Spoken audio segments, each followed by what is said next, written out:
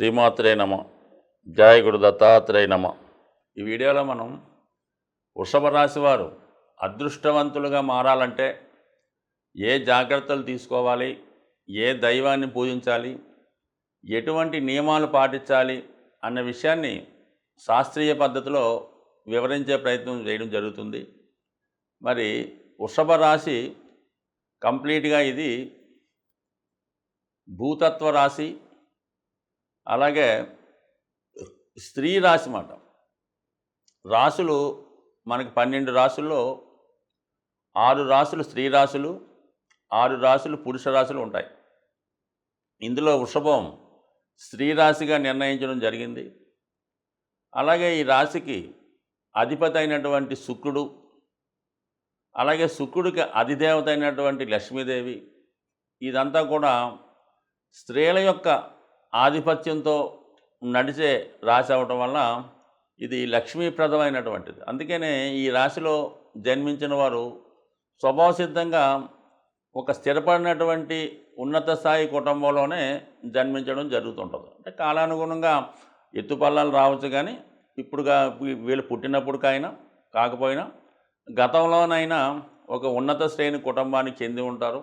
చాలా వరకు ప్రస్తుతం ఉన్నటువంటి సాంప్రదాయాలు, కట్టుబాట్లని వీటిని ఎక్కువగా గౌరవిస్తూ మంచి నేమున్న కుటుంబంలో జన్మించడం జరుగుతూ ఉంటుంది. సో వీళ్ళు ఎక్కువగా కొంత వ్యవసాయ బ్యాక్గ్రౌండ్ కూడా ఉండడం జరుగుతూ ఉంటుంది. సో ఈ కారణం వల్ల ఈ వృషభ రాశిలో, అంటే ఇందులో అమ్మాయిలు జన్మించినా అబ్బాయిలు జన్మించినా కూడా ఫస్ట్ నుంచి కూడా వీళ్ళు చిన్నతనం నుంచే బాధ్యతాయుతంగా ఉండాలి, అలాగే ధనాన్ని కొంతవరకు స్వతంత్రంగా సంపాదించాలి, అలాగే ఎక్కువగా సంపాదించిన ధనం ఈ భూమి లేదట స్థిరాస్తి మీద ఎక్కువగా పెట్టుబడి పెట్టడానికి ప్రయత్నం చేస్తుంటారు. ఆ విధంగా వీళ్ళు కుటుంబ సభ్యులందరూ కూడా ఆర్థికంగా కొద్దిగా జాగ్రత్త పడలేయడం వల్ల వీళ్ళు కూడా చాలా జాగ్రత్తగా జీవితాన్ని కష్టపడి ముందుకు తీసుకెళ్తూ ఉంటారు. మరి ఈ రాశిలో ఉన్నటువంటి నక్షత్రాలను ఒక్కసారి మనం పరిశీలిస్తే కృత్తికా నక్షత్రం.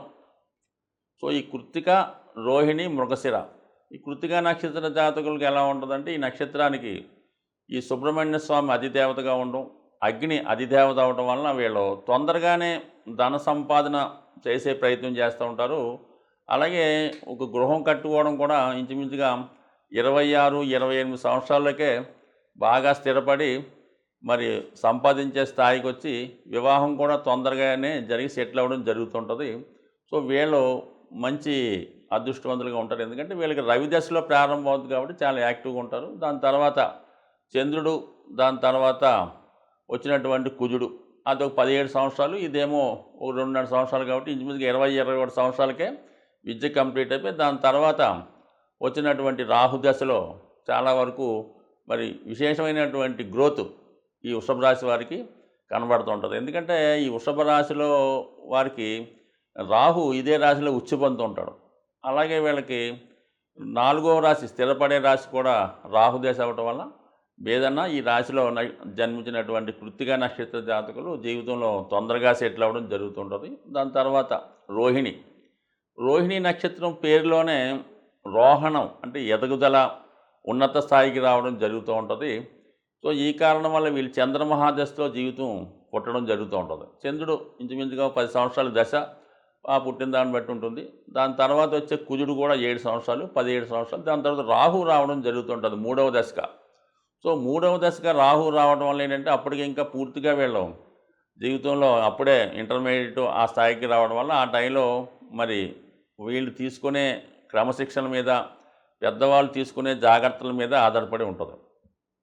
ఇదే టైంలో వాళ్ళు రాహుదశలో ఈ పిల్లల మీద శ్రద్ధ పెడితే వీళ్ళు చాలా ఉన్నత స్థాయికి జరిగి ప్రస్తుతం ఉన్నటువంటి సాఫ్ట్వేర్, బ్యాంకింగ్ రంగంలో చేరడం. దాని తర్వాత గురుమాదశ వస్తుంది. అంటే 16 సంవత్సరాలు ఈ రాహు దశ, 20 ఇంచుమించుగా ఇది 17, అంటే మళ్ళీ అందువల్లనే ఇంచుమించుగా వీళ్ళు సెటిల్ అవ్వబోతులకి ఒకసారి 32 సంవత్సరాలు దాటిపోవడం కూడా జరుగుతూ ఉంటుంది.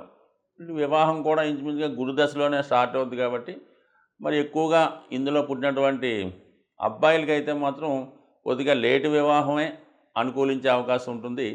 ఒకవేళ తొందరగా వివాహం జరిగితే మాత్రం అది 4-5 సంవత్సరాలు వివాహపరంగా ఇబ్బందులు పడటం జరుగుతూ ఉంటుంది. అందుకని ఆలోచించి ఆ జాతక ప్రకారం మిగతా గ్రహాల విషయం ప్రకారం తీసుకోవడం మంచిది. ఇక మృగశిర నక్షత్ర జాతకులకి ఎలా ఉంటుందంటే పుట్టడమే కుజ దశలో పుడతారు. దాని తర్వాత ఇది రాహు దశ అంటే 25-26 సంవత్సరాలకి దాని తర్వాత వచ్చే ఈ లోపునే సెటిల్ అయిపోవడం సాధారణంగా జరుగుతూ ఉంటుంది. లేదు ఒకవేళ ఏ కారణం వల్ల లేట్ అయినా 26 తర్వాత జీవితం సాఫీగా ముందుకెళ్ళే అవకాశం ఉంది. అయితే ఏదైనా ఈ వృషభ రాశిలో జన్మించిన వారు బాల్యంలో ఎక్కువగా స్ట్రగుల్ పడుతూ ఉంటారు.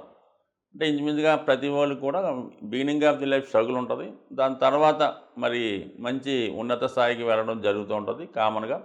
అయితే వీళ్ళు ఎక్కువగా శుక్రవారం రోజు చాలా నియమంగా జాగ్రత్తగా ఉండడం, శుక్రవారం రోజు మరి ఏదైనా అమ్మవారి ఆలయం దర్శించి అక్కడ అమ్మవారిని విధి విధానంగా పూజ చేసుకోవడం వల్ల, అలాగే శుక్రవారం రోజు సాధ్యమైనంత వరకు ధనాన్ని ఖర్చు పెట్టకుండా, అలాగే వేకువజామునే అంటే ప్రతిరోజు కూడా చేస్తే మంచిది. ఎస్పెషల్లీ శుక్రవారం మాత్రం ఉదయం పూట లెగడం, మధ్యాహ్నం నిద్రపోకుండా ఉండడం, అలాగే ఆ రోజు మంచి నియమంగా ఉండడం వల్ల దినదినంగా అంటే వీళ్ళు ఈ నియమాన్ని స్టార్ట్ చేస్తే వారం వారంకి వీళ్ళ యొక్క ఇంప్రూవ్మెంటు ఎక్కువగా కనబడడం జరుగుతూ ఉంటుంది. సో వీళ్ళలో మరి రత్నం ధరించాలి అనుకుంటే మాత్రం వీళ్ళు బాగా కలిసి వచ్చేది నెంబర్ 1గా కలిసి వచ్చేది నీలం. లైట్ కలర్లో ఉన్నటువంటి బ్లూ సఫేరు మరి వెండి ఉంగరంలో చేసుకొని రైట్ హ్యాండ్ మధ్య వేలు పెట్టుకోవడం మంచిది. అదే ఇదే రాశిలో జన్మించినటువంటి స్త్రీలకైతే మరి వీళ్ళు నిరభ్యంతరంగా పచ్చ అనే ఉంగరాన్ని పెట్టుకుంటే చిన్నదన్నా పర్లేదు, కానీ విద్యాపరంగా కానీ సంతానపరంగా కానీ అభివృద్ధికరంగా ఉండే అవకాశాలు ఎక్కువగా ఈ రాశికి వారికి కనబడుతుంటాయి. అంటే వీళ్ళు ఎక్కువగా చదువుకోవాల్సినవి ఏంటంటే శ్రీ సూక్తం, కనకదార స్తోత్రం, లక్ష్మీ స్తోత్రం, ఇవి ఎక్కువగా చదువుకుంటూ కంపల్సరిగా విష్ణుమూర్తి అనుగ్రహాన్ని కంపల్సరిగా పొందబడుతుంటుంది. ఎందుకే సాధారణంగా ఎక్కువ వృషభ రాశి లేదా వృషభ లగ్న జాతకులు ఈ తరచూ వాళ్ళకి దగ్గరలో ఉన్నటువంటి వెంకటేశ్వర స్వామి టెంపుల్ కన్నా దర్శించవచ్చు. వీలున్న వాళ్ళు సంవత్సరంకో 2 సంవత్సరాలకు ఒకసారన్నా మరి తిరుపతిలో ఉన్నటువంటి వెంకటేశ్వర స్వామిని దర్శించడం వల్ల వీళ్ళు బాగా కలిసి వచ్చే అంశం అవుతుంటుంది. ఈ విధంగా వీళ్ళు వెంకటేశ్వర స్వామిని, విష్ణుమూర్తిని, లక్ష్మీ అమ్మవారిని పూజించుకోవడం వల్ల జీవితంలో తిరుగులేని ధనవంతులుగా ఖచ్చితంగా స్థాయిగా ఉంటారు. ఏదో మామూలుగా చెప్పినట్టు వీళ్ళ దగ్గర నిరంతరం ధనం నిల్వ ఉండే అవకాశం ఉంటుంది. ఇంకొక సూచన ఏంటంటే వీళ్ళు సాధ్యమైనంత వరకు ఎంతో కొంత ధనాన్ని తమ దగ్గర అంటే లిక్విడ్ క్యాష్ని నిల్వ ఉంచుకోవడం మంచిది. అంటే పూర్తిగా ఖర్చు పెట్టకుండా కొంత ధనాన్ని అది క్యాష్ బాక్స్లోనో మనీ పర్స్లోనో పెట్టుకోవడం వల్ల కంపల్సరీగా వీళ్ళకి ధనం నిల్వ ఉండే అవుతుంది. వీళ్ళకి అదృష్టకరంగా కలిసి వచ్చే సంఖ్యలు కూడా ఒకసారి 5వ సంఖ్య, 6వ సంఖ్య బాగా కలిసి వస్తుంటాయి. అలాగే శుక్రవారం, దాని తర్వాత బుధవారం బాగా అనుకూలించే రోజులు. ఇంచుమించుగా మరి ఈ విషయాలు జాగ్రత్తగా పాటిస్తూ మరి వీళ్ళు జీవితంలో లైఫ్ సీక్రెట్ ఏంటంటే ధనాన్ని ఎంత పొదుపుగా వాడితే జీవితంలో అంత తొందరగా జీవితంలో పైకి వచ్చే అవకాశం ఉంటుంది. కాబట్టి ఈ విధమైనటువంటి జాగ్రత్తలు తీసుకోవడం వల్ల మరి అందరికీ ఫైనాన్షియల్గా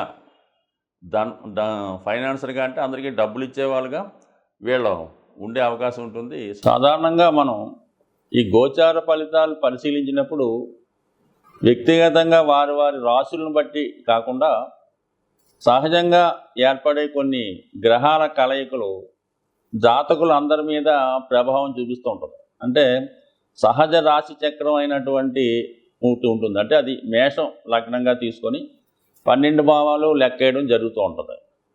సో ఈ భావాల్లో కొన్ని గ్రహాలు బలంగా ఉన్నప్పుడు అవి జాతకులు అందరి మీద ప్రభావాన్ని చూపడం జరుగుతూ ఉంటుంది. మరి ఇప్పుడు ఈ సహజ రాశి చక్రంలో ఈ కుజ రాహులు 12వ స్థానంలో సంచరించడం వల్ల ఒక విధంగా కొంత అవినీతి కార్యక్రమాలు, అక్రమాలు, అది దోపిడీలు అనుకోవచ్చు, రోడ్డు ప్రమాదాలు అనుకోవచ్చు, అన్యాయంగా ప్రవర్తించడం అనుకోవచ్చు, దుర్మార్గంగా, ఇవి కొద్దిగా ఈ లోకంలో, ఈ ప్రపంచంలో, ఈ దేశంలో ఎక్కువయ్యే అవకాశం ఉంటాయి. సో ఈ దౌర్జన్య కార్యక్రమాల వల్ల సాధారణ వ్యక్తులు, మధ్యతరగతి కుటుంబాలు చాలా వరకు ఇబ్బంది పడుతూ ఉంటారు. సో అలాగే ఈ గురువు రవి కలిసి ఉండడం ఒక విధంగా ధనస్థానంలో ఉండడం వల్ల ఫైనాన్షియల్ ఫ్లో బాగా పెరుగుతూ ఉంటుంది అన్నమాట. ఆర్థిక సంపద పెరుగుతుంది, మనీ రొటేషన్ పెరుగుతూ ఉంటుంది. బ్యాంకింగ్ రంగం, ఫైనాన్స్ రంగం చాలా డెవలప్ అవుతూ ఉంటుంది. అంటే రెండో స్థానం అన్నది సహజ రెండో స్థానం వృషభ రాశి, ఫైనాన్స్ సంబంధించింది. ధనకారకుడు అక్కడ సంచరించడం వల్ల ఫ్లో ఆఫ్ మనీ ఎక్కువ పెరుగుతుంది. ప్రభుత్వం వారి దగ్గర కూడా మరి వాళ్ళ యొక్క సంపద పెరగడం వల్ల ప్రభుత్వాలు బలంగా తయారవుతాయి. సో ఆ కారణం వల్ల ప్రజలకి సౌకర్యవంతమైన జీవితం రావడం జరుగుతూ ఉంటుంది అన్నమాట. సో ఏదైనా మరి మంచి జరిగినప్పుడు అందరూ సంతోషిస్తారు, పథకాలు వచ్చినప్పుడు అందరూ తీసుకుంటుంటారు. కానీ ఈ కుజరాహుల కలయిక వల్ల కొన్ని ప్రమాదాలు, అనుకోని ఇబ్బందులు జరిగే అవకాశాలు ఉన్నాయి. కాబట్టి మరి రాబోయే 15 రోజులు ఈ ప్రభావం ఉంటుంది. కాబట్టి ఎక్కువ మంది ప్రయాణాలు చేస్తున్న వాళ్ళు, అంటే ఎక్కువగా ఈ మోటార్ సైకిల్ మీద వేగంగా ప్రయాణం చేస్తున్న వాళ్ళు, అలాగే ప్రమాదకరమైన వృత్తుల్లో ఉన్నవాళ్ళు కొంత జాగ్రత్తగా వ్యవహరించడం మంచిది. బట్ ఏదైనా రాబోయే 15 రోజుల్లో మరి ప్రతి ఒక్కరు కూడా ఈ అభిషేకం చేసుకోవడం వల్ల, అంటే మీనరాశిలో ఈ 2 గ్రహాలు ఏర్పడ్డాయి కాబట్టి ఎక్కువగా ప్రజలకు అనుకోకుండా నష్టం ఏర్పడుతూ ఉంటుంది, రుణదాతల నుంచి ఒత్తిడి ఏర్పడుతూ ఉంటుంది. అనుకోకుండా మెడికల్ ఎక్స్పెండిచర్, ఏదో చిన్న ప్రమాదం వల్ల అనుకోకుండా వచ్చే హెల్త్ ప్రాబ్లం వల్ల ఎక్కువగా హాస్పిటలైజేషన్ అవ్వడం, ధనం ఖర్చు అవ్వడం జరుగుతూ ఉంటుంది.